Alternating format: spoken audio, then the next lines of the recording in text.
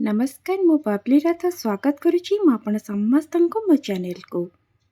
आज आम प्रस्तुत करवा ओडिशार घरे घरे परिचित आम समस्तंकर अति प्रिय संतुलार रेसिपी। संतुला प्राय समस्तंक घरे प्रस्तुत करा जाय थाए, हेले तार प्रस्तुत करिवार प्रणाली भिन्न भिन्न होता है।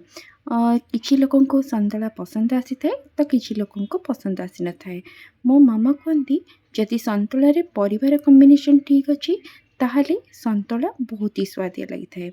आज मु प्रस्तुत करबा को चाहूची आम ढेंकानाल स्टाइल रा संतुला। तो आज मु प्रस्तुत करी भेंडी संतुला पूरा आम ढेंकानाल स्टाइल रे।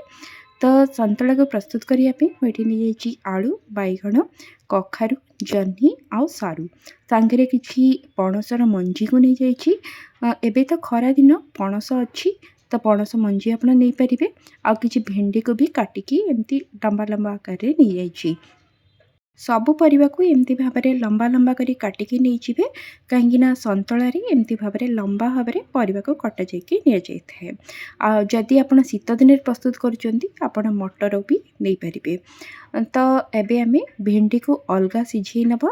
तो मुझे किसी पानी नहीं जाइए करेई किसी लुण दे देकी भेंडी को आम सिझे नब। तो भेंडी को सिझेला बेले ताको आम कवर करवानी, जदि कवर करदेवे ताले भेंडीर कलर चेंज हो। तो एबे आप देखिपारे भेंडी आमर सिझी गलानी, ताको आम साइड रखीदबा। बाकी सब परिवा को आम प्रेशर कुकर रे सिझे नबा।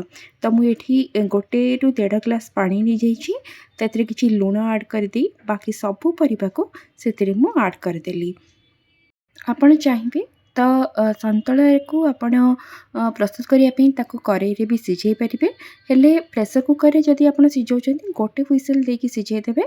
तो तापर से कंचा लंका आ कि भजा होगी रखा जाइथिबा बड़ी को से आड कर नहीं। बड़ी को आप जिते आड करेंगे ऊपर आड करने गोटे सीटी आसवा पर्यंत ताको आम सिझे नबा।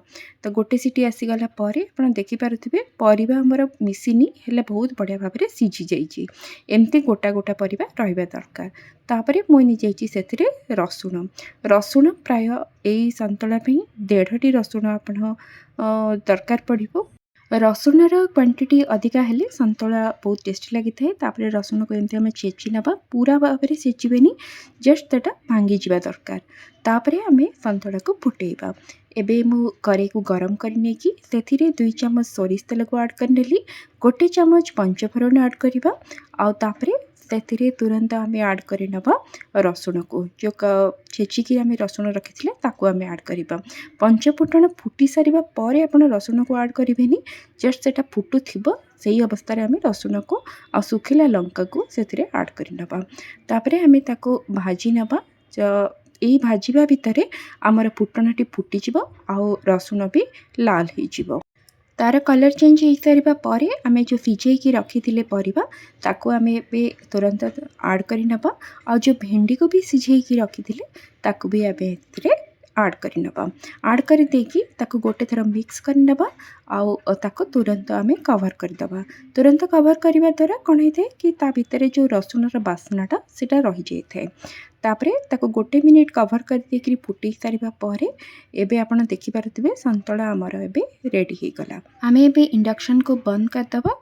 तो प्रस्तुत हो गला एबे आमर संतुला बा पानी संतुला बा भेंडी संतुला। तो एमती संतुला आप प्रस्तुत करंतु घरे देखिए बहुत ही टेस्टी लगे। ये संतुला रे आपण केबे हेले अमृतभंडा किंबा झुडंग या आड करेनि। भेंडी संतुला रे से सब आड करा जाय न थाए, तार स्वाद बिगड़ी जिवो। वीडियो जदि भल लगे ताले ताको लाइक और शेयर निश्चय करदेवे।